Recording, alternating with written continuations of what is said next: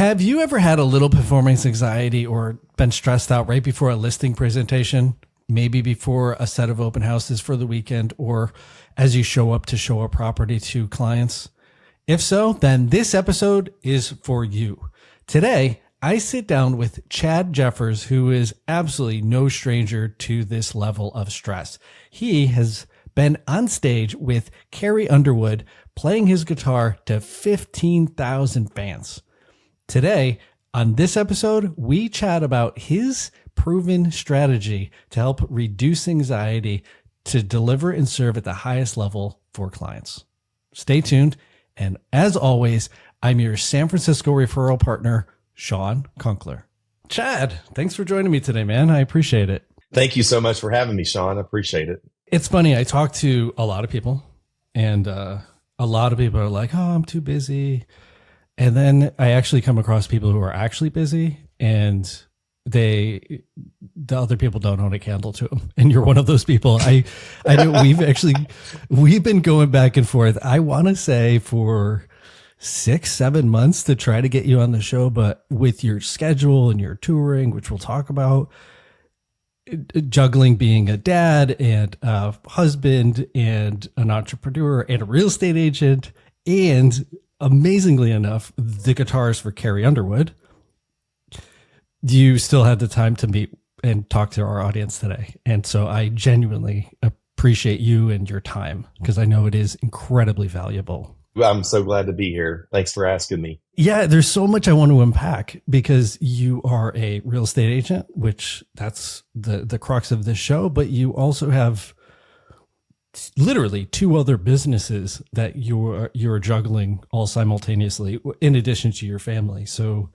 I really want to kind of pop the hood and figure out how you are pulling all of this off on this crazy high level that you're playing at, which is incredibly cool. So let's actually talk about your tour schedule, because I know that's going to be a huge curiosity for people. Are you currently on tour with Carrie? Yes. As a matter of fact, right now, we're in Las Vegas, and we're in week 3 of 3 weeks of a residency out here in Vegas. And so we actually just marked the 2-year mark of doing this. So what that means is basically we come out about 2 weeks at a time, and we're in the same theater here in Resorts World, beautiful luxury real estate, or a luxury hotel. It's brand new. And so, yeah, we come out 2 weeks at a time. We play 3 times a week, Wednesday, Friday, Saturday. And it's great because we don't have to travel like on a daily basis as we do with a road show, where every day it's a different city, different hotel, different venue. Unpack, pack, unpack, pack. It's one of those, it's tough on the body. So being out here, it's great because you can go do sound check, then you go to the pool, hang out, get some sun, then go and get ready for a show, and sleep in the same bed every night. So it's pretty nice. That actually must give you some consistency then to work on all these other projects, rather than hanging out in airports and on buses and just being in transit, if you will, that whole time.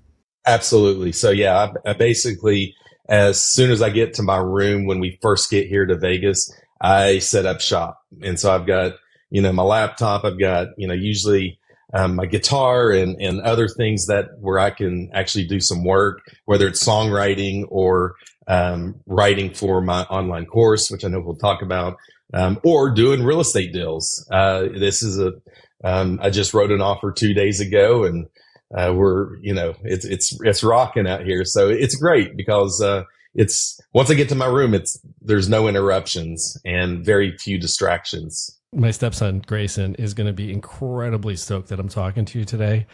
He's been playing guitar for a couple years and recently got a Telecaster. So he's going to be floored that you and I are chatting. Nice. So let's actually talk about the whole on stage, because we all know that everybody hears of performance anxiety and stage fright and all of that. And, and it's not, It's not actually dissimilar from sitting in a listing presentation and going down that road, because you do have to, on a level, you're performing, and it definitely is anxiety producing, especially if it's for a property or something that's way out of your comfort zone. So in having been a performer for many years and obviously doing huge shows and huge venues, do you have do you have a ritual, or do you have a process? Like, what does that kind of look like? I do. And what's funny about this, Shawn, is that I didn't even realize I had a process really until I got into real estate.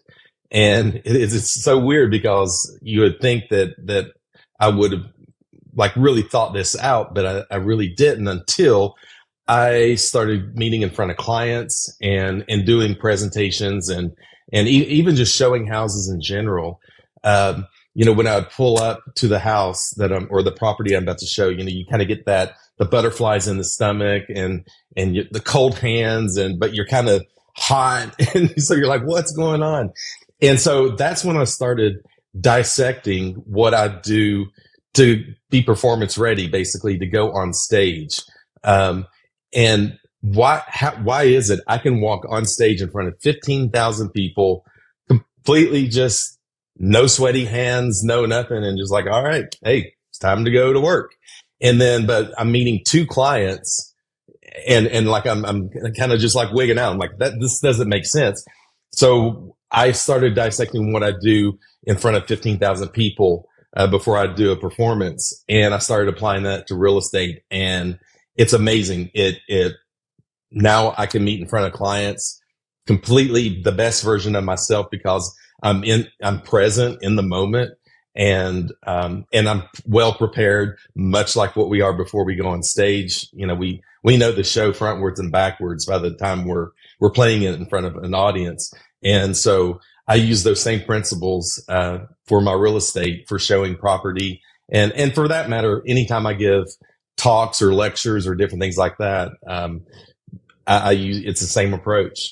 Obviously, you've been playing guitar for a ton of years, and you've started at probably playing in front of your parents and family, and then, progressing up. Did you always have a more natural comfort in front of people playing guitar, or did you find that you hit like a point where it became stressful and you had to figure out how to mitigate it? Guitar has always been my security blanket whenever I'm in front of people.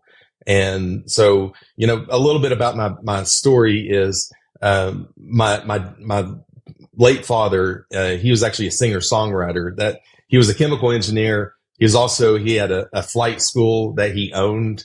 He was a pilot or instructor, but his real passion was music. He was a singer-songwriter.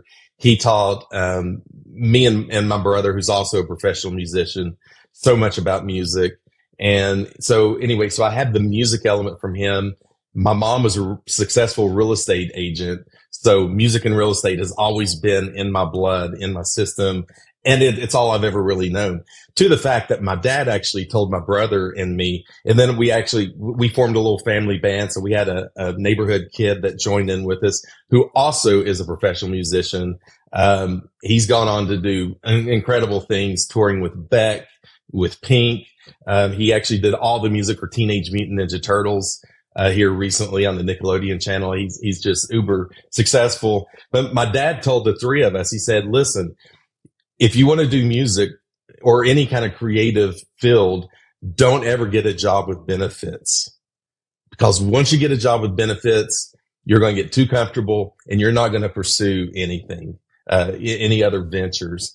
Which to me, I even feel like real estate's much like that as well, because we don't have benefits, and you've got to go out and really, earn your money and really work hard at it. And so to me, that's always been a driving force for me is, I can always hear my dad in the back of my head, don't get a job with benefits because you're going to get too comfortable. So, yeah.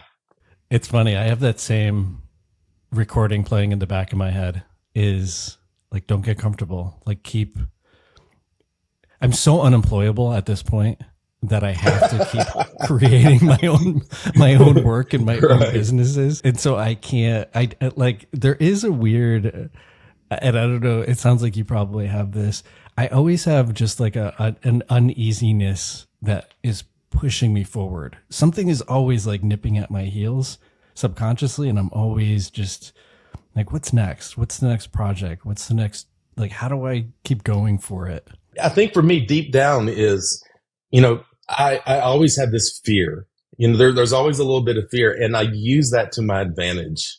I use that to push me forward. It's like my mom always said, hey, when you're not practicing guitar, someone else is, and they're getting better than you. So I always had that, like I gotta, and it's the same thing with real estate. If you don't stay on your game with what's going on in the market and trends and all of that, well, someone else is learning about that. So I've got to stay ahead of that. So I have that little bit of fear, but I use that as a motivation to keep pushing forward, especially on those days where you're like, oh, I don't want to do this. There's days where I'm like, I don't want to play guitar today, but I need to. And, I push myself to at least get something going on that. That's the difference between discipline and motivation, is like having those days where you're just, the feeling's not there. You just don't feel like it, but you have enough discipline to know that do it, show up, still push yourself to give 100%. And those are usually like the end of those workouts, the end of those sessions, whatever it is, usually you feel the most rewarded for it because you pushed yourself. It's like winning something that the cards were stacked against you, the score was all tied up, and you pushed through and you kind of like achieved it. Yeah. And I think part of that is just my upbringing, is that, my parents really instilled in me to give it 100%. If you're going to do something, might as well do 100%. You're already there. So why not just put all the effort in, and there's even times whenever before a concert when, here we're human. So, if it's jet lag, if it's, just you didn't sleep well that night, and before the show, you're just thinking, oh my gosh, okay, the next 90 minutes or the next 2 hours, I'm going to be in front of people that paid hard-earned money to come see us perform. And so I owe it to them to give it my all. And so it's so funny because we were actually just talking about this, some of my bandmates the other day. It's like sometimes those days when you're just feeling a little drained, but you hit the stage, the adrenaline kicks in. Sometimes those are the best shows because you are there to deliver. And that's what we are getting paid to do, is to deliver and to be our best versions of ourselves. And so to me, that is the difference a lot of times between a professional and an amateur, is that you're still showing up, giving it 100%. 100% not dissimilar from real estate.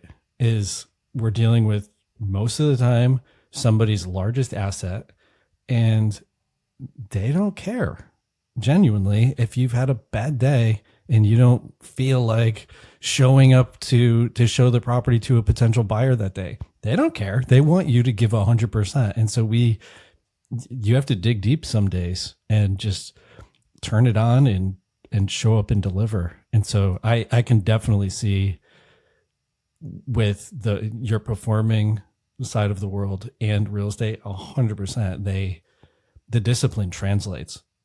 So to go back to guitaring, and it sounds like you've just had a natural security with being in front of people and playing. How did you start to deduce that you have a system? Because it sounds like it was like a natural, almost like a natural ability that just came to be. How did you, or when did you step back and reflect like, oh, I actually am doing a system here to get myself to this point? Well, I was talking with a good friend of mine, and we were talking about this, and she asked me, she said, well, what do you do before a show? And I said, I don't know. We get ready and then we just go. She goes, oh, okay. So you get ready. What does that mean? I'm like, well, we put on our show clothes. She goes, wait a second.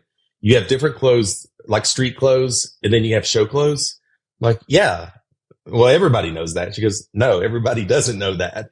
Why do you have show clothes? And I said, well, these clothes are more flashy. They're more tailored. They fit pretty snug.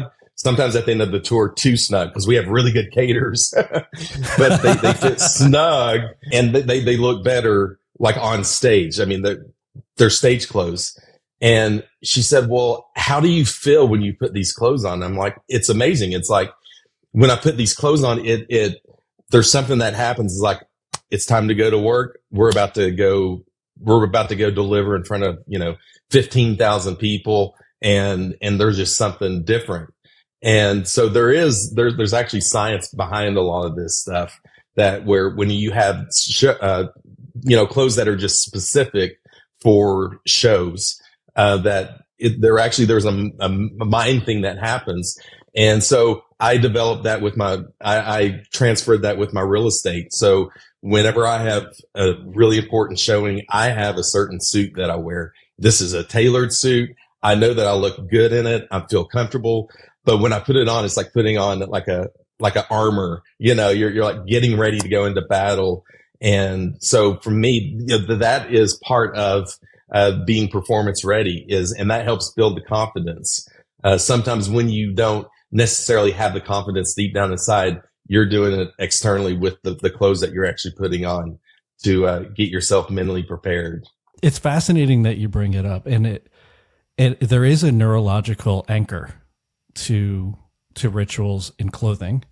And like I studied martial arts and I practiced for decades, and martial arts, we're known for having a uniform, and you walk in with street clothes, you put on this uniform, and it's go time. And it's like, I'm here to show up and practice.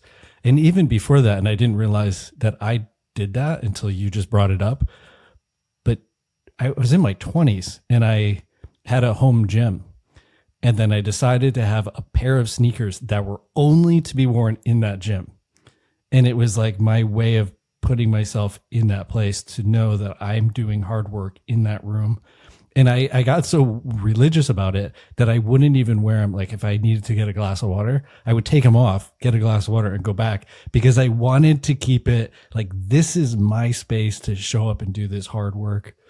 So I love that you have a suit for this, it's a protected suit for this armor, for this one piece of activity. Right. So you actually, it sounds like, sat with somebody and kind of broke down this whole process, if you will. I've been doing music my whole life. I've been doing it professionally for 25 years. And so, being on the road, playing with other artists and having my own band signed to RCA and all that kind of stuff, And so, when you do it when you do it for that length of time, it does just become a natural instinct to you. And so that is why I developed the course, Be Performance Ready. And so when someone goes through the course, it will be a little clunky at first because you're not used to it, or you may not have that suit or that outfit or the dress. I mean, whatever you've got for show clothes or showing clothes in this situation. So, it's a little clunky, but as it becomes more just part of you, it's amazing the transformation that can happen where you start doing all of this without even realizing you're doing it, but you're seeing the results of it. That's so interesting. And I mean, not for nothing too. Most of the time we're as agents going to a listing, you're driving there. So you have an opportunity to listen to something motivational or inspiring. And all of these things you can absolutely use to your benefit. So when you show up, you don't have to warm up in front of the client. You're already warmed up. Absolutely. And that's actually funny you mentioned that. That's one of the part of the Be Performance Ready is have your own playlist. So anytime I give talks or speeches in front of different people, I have a certain playlist that I have. These songs, if someone would listen to it, they'd be like, this is like all over the board, because some of it is very ambient, kind of chill. And then some of it is very, upbeat and just, gets the blood flowing. But so with your playlist, you want to have something that means something to you. Maybe it brings back a great memory of something in the past. Maybe if it's a classic where, you're driving down the road in a convertible and you're just listening to this music and it was a great moment. And that song when you hear that song, that's where you go. And so a lot of times if you have a playlist of songs like that, or if you're more of a meditative person, which I am before I go on stage, I like to, be just some real chill music. And for me, just to get my thoughts together and get in that mindset of hitting the stage. But then at the very end, I've got something that's really upbeat where I'm like, all right, let's do this, let's go. And so that's actually another thing that you can use as an agent. If you're, if it's a high pressure client that you're meeting or something, if you have that playlist, which is easy to do, just go on Apple Music or Spotify, put together a playlist and you'll always have it. And so, as you said, when you get to that client, you're already primed and you're already in the mindset. So you're not getting out of the car, disheveled thinking, okay, how you guys do? It's like you're already in the game by the time you show up, and you're showing up in the best version of yourself. And that's what matters. It's cool. I definitely see, like with a listing presentation, you have a whole presentation. Well, the high performers, I should say, have a really well put together presentation that they practiced to nauseum. They can say it front to back in their sleep. And I'm sure it's exactly the same with music. Is the songs, obviously those songs front to back, and there's no surprises in that category. And so with the listing, it's not like you're just like shooting from the hip. It's you already have built this level of confidence. So that's fascinating. I can totally see it. Like you physically are showing up, you have the suit or the outfit or whatever that thing may be.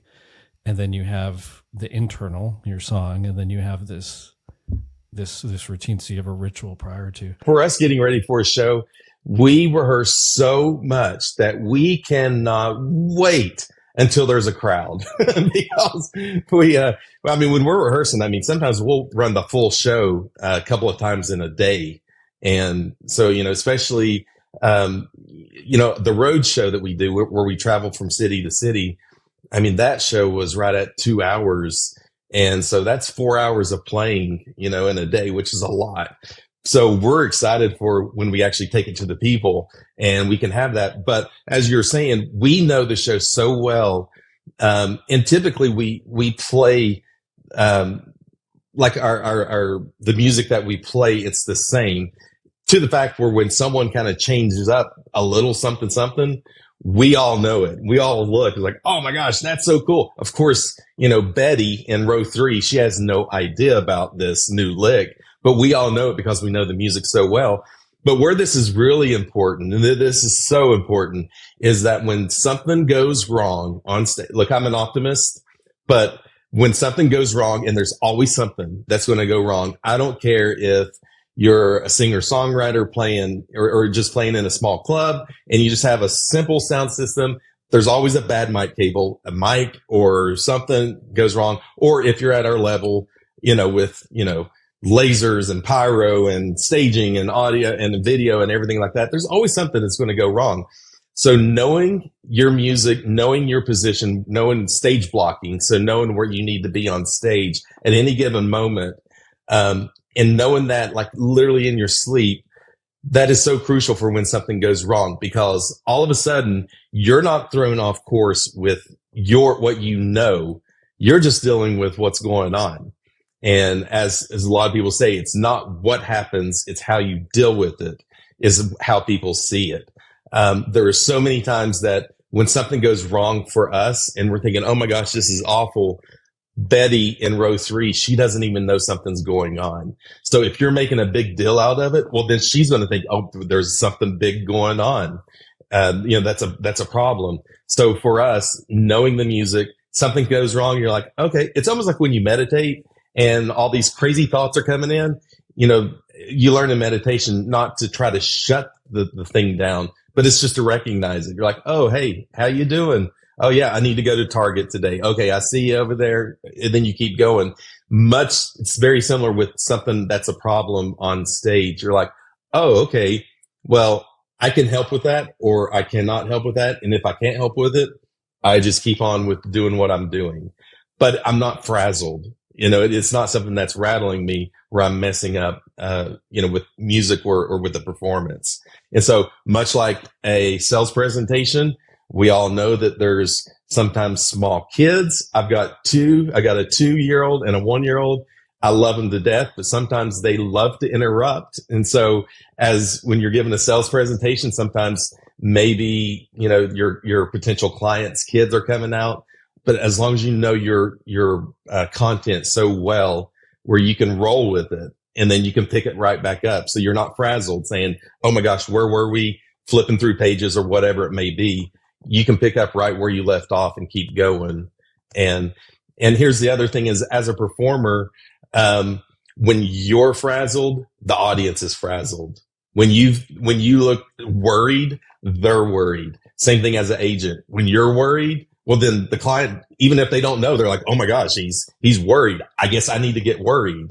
And so for me, it's about staying cool, calm, collective, and finding the solution at the time. I'm blown away, for starters, of the parallels between the two industries. And you make so many great points. Like I've never had two presentations the same, because you're never sitting across from the identical person or it's this identical house or any of that. But the constant is my practice with the presentation and being able to ad lib and then get back. Right.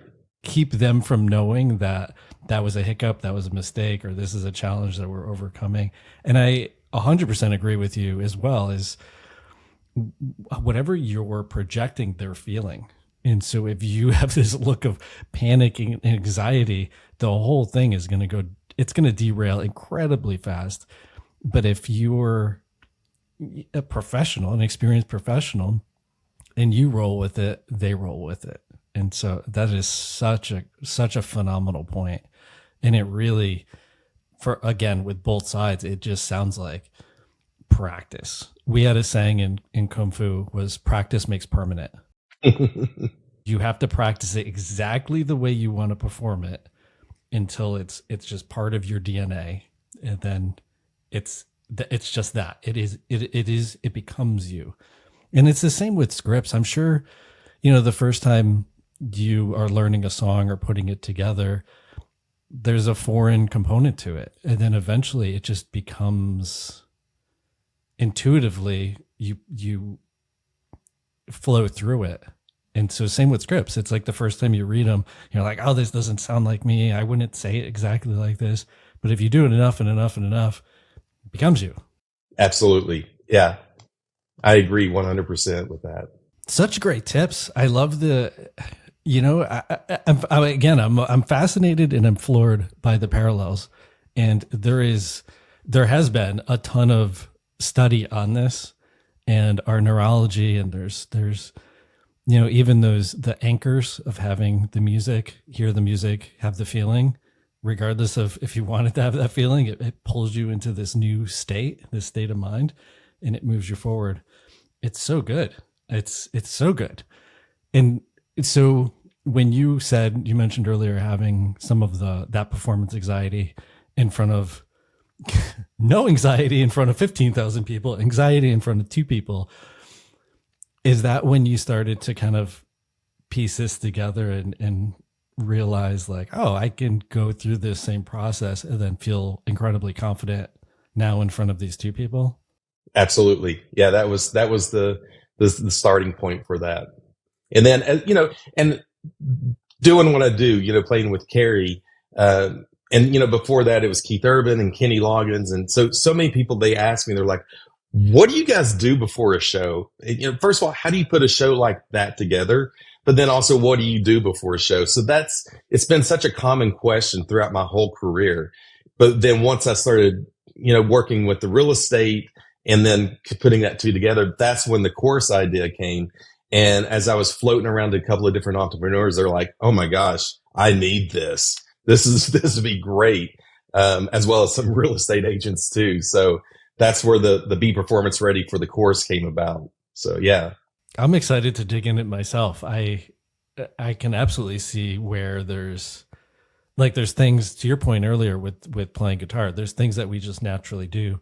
But if we then do them with intention and we do them consistently, then we'll consistently get the exact result that we're after and looking for. And so you kind of mitigate some of the gamble of, am I going to get this listing? How am I going to show up? Am I going to feel good the day of? You kind of stack the cards in your favor. And I mean, at the end of the day, we talked about earlier, we're all entrepreneurs, and the whole point of this is to be able to deliver and serve for either the people coming to the show or for our clients. And it's the more of the things that are in our control, that we can control, the better the whole experience will be for everybody. Yeah, absolutely. And for me, it's part of this is also I've seen where certain agents, when you just talk to them one-on-one, they're amazing. Then you put them in front of a client and they just kind of freeze. And even their responses just seemed just kind of canned or just kind of just laid there. Whereas before they were so engaging. So it was kind of seeing some of that. I'm like, what's the difference? And part of what we're talking about here, that is the difference, is when you can be comfortable in your own skin, be present, be in the moment. And my whole thing is, after a day of showing houses and properties, if I'm not tired, then I didn't give enough. And because to be present, it's exhausting, and to be in the moment. And so, for me, I'm exhausted by the end of the day because, I want to be that way, because then that means that I really did give it 100%. That is a really good point. Like from doing open houses, I'm always drained. Like afterwards, I'm like, I want to sit in my car for an extra 15 minutes and just kind of regroup, because to your point, like you are on, like you're firing every synapses to really pay attention to what they're saying, how they're saying it, what did they say before, like why, how did they arrive there, and ultimately, like what do they need, and how do I be that for them? And so you're right, like you have to be on. Especially in terms of the open houses, you've got to be able to treat the last person come through the open house as well as the first person, in terms of, your enthusiasm. And, you've told them, you said how many bedrooms, you said that this is a 4-bedroom, 3-bath. It's got an extra bonus room. It's got this. You got to be able to say that with the same enthusiasm the last time as you did the first time.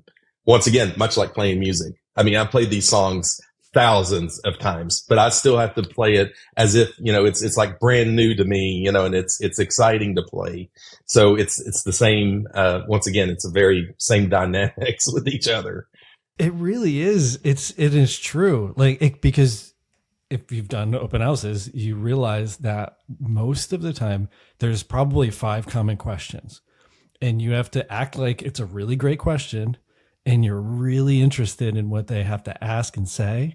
And then you have to give them a really engaging response you're there to sell it. Like you're there to sell this vision, this thing.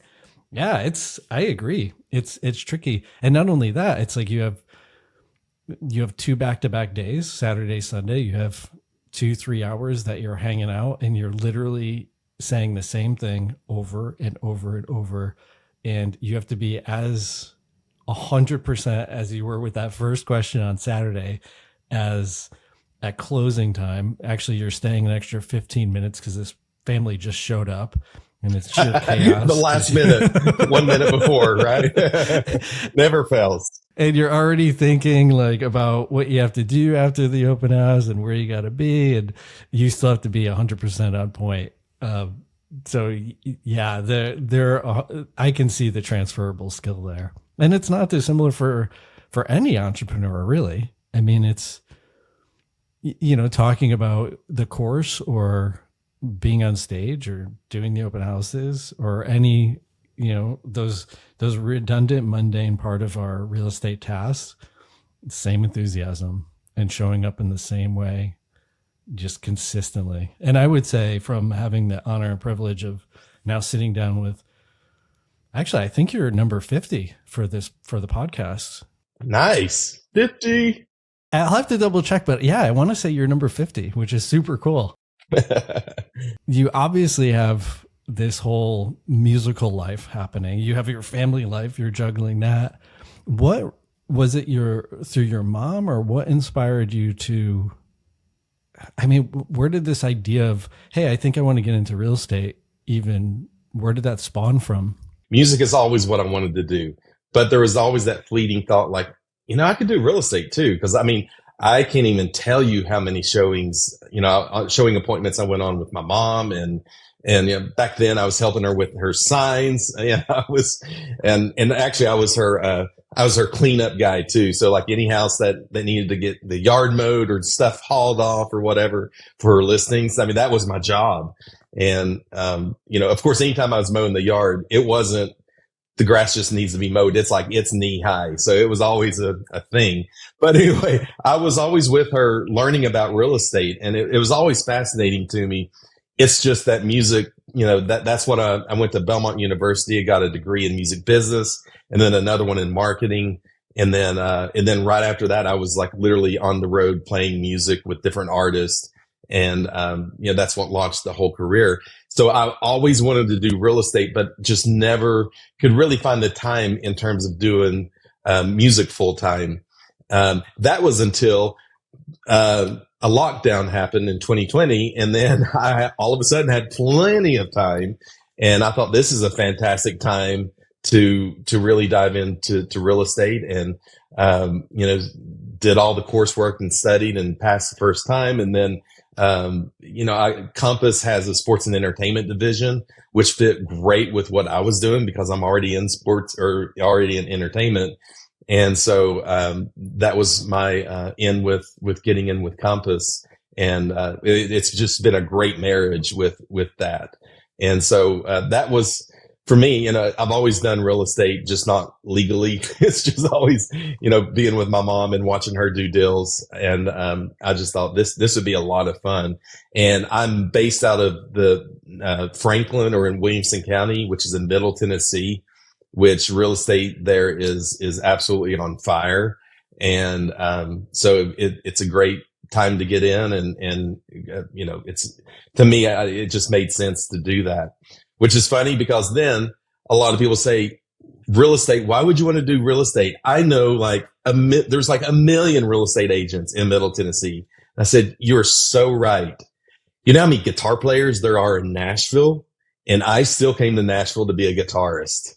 And, as an entrepreneur, we think different. I honestly think our brains are just wired differently, because, when coming to town, people say, the chances of you getting with a major artist are 0.0000001%.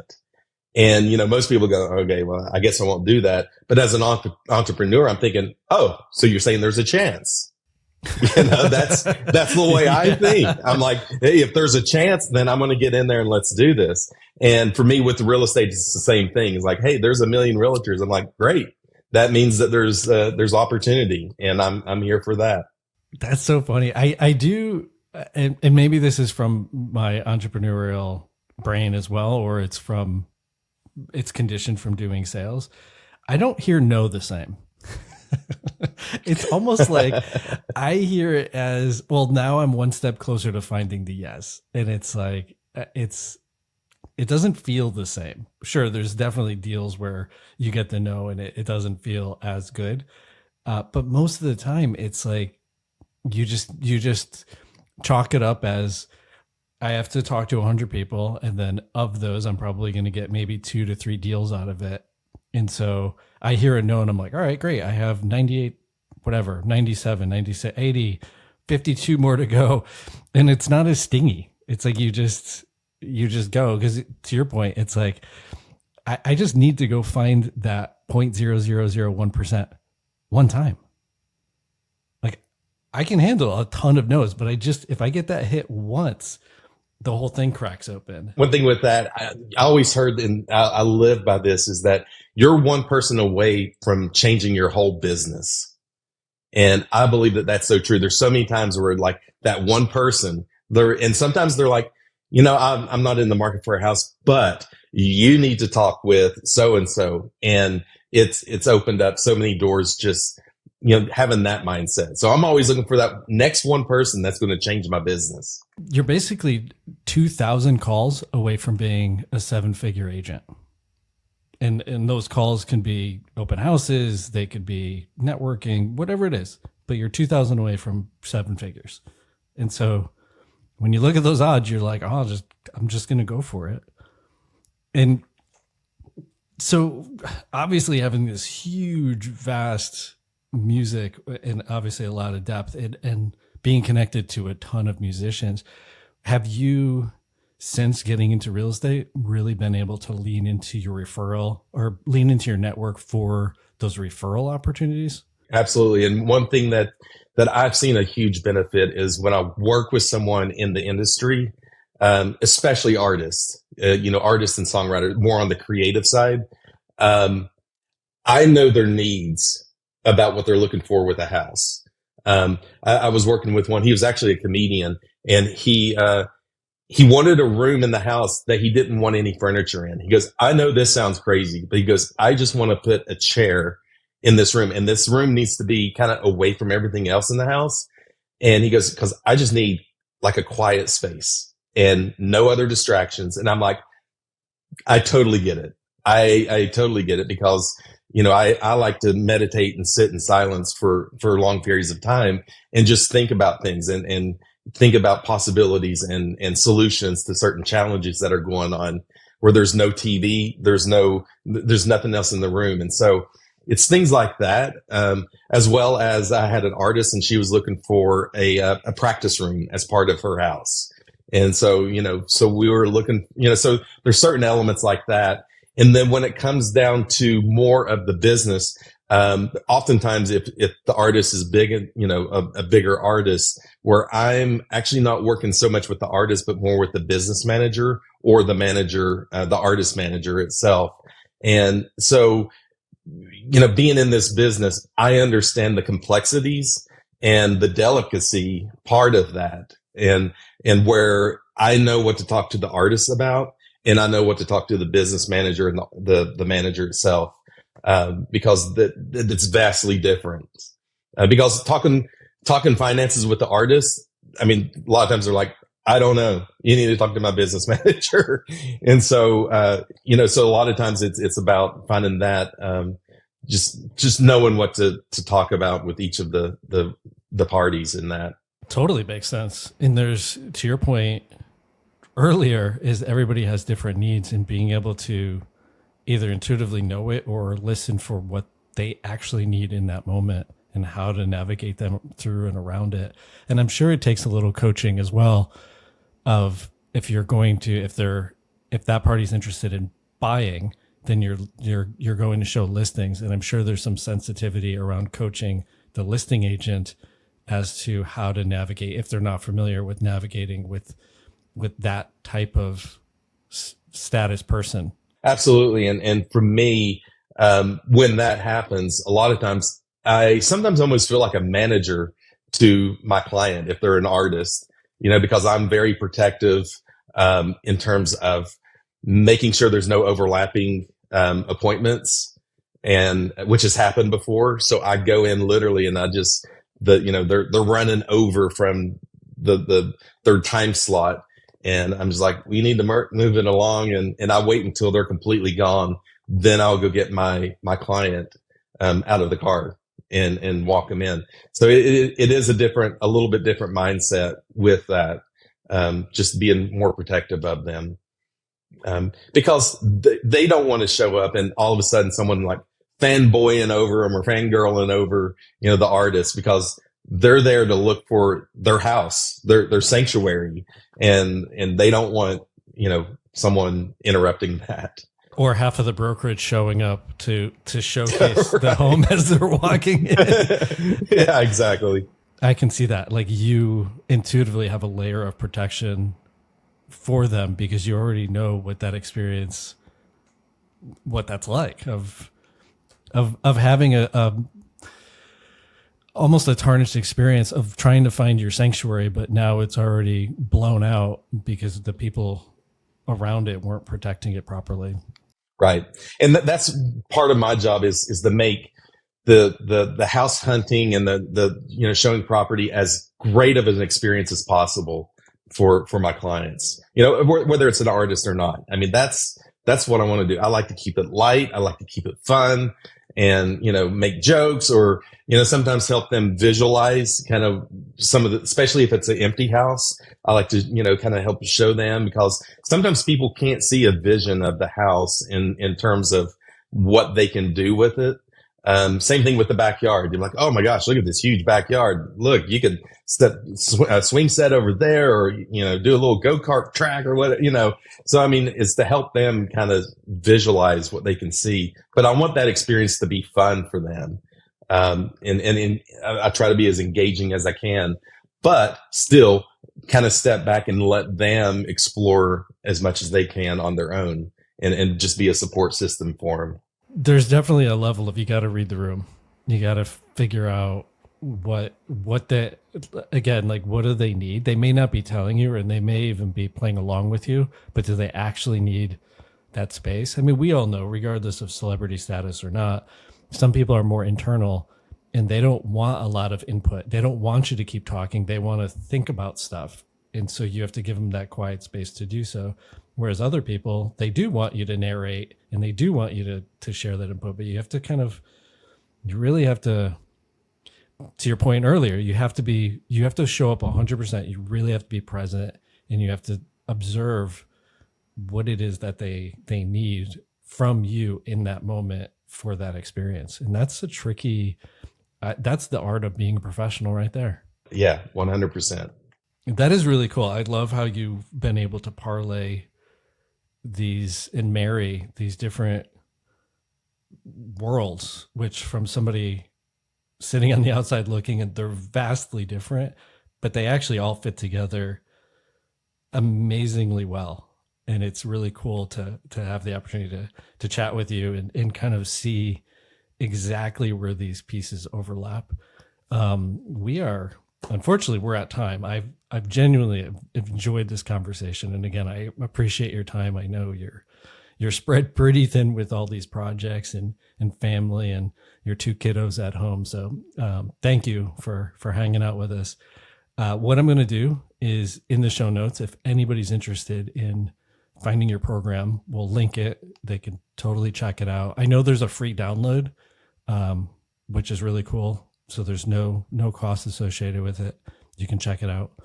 And then what's the best way otherwise for people to kind of peek in on your world? Is it Instagram or what social media is your go-to? Instagram is where I normally hang out. And so at Chad Jeffers. And yeah, sign up for my newsletter. That will actually not really be a newsletter. It's just more about talking about Be Performance Ready. And so it's not like your stock newsletter that you'd get. We have a lot of fun with it. And so, yeah, go to chadjeffers.com/cheat sheet, which is the download that you're talking about. And so, yeah, we can hang out there. Awesome. Thank you again. Appreciate your time. Thank you, Shawn. Thanks for having me.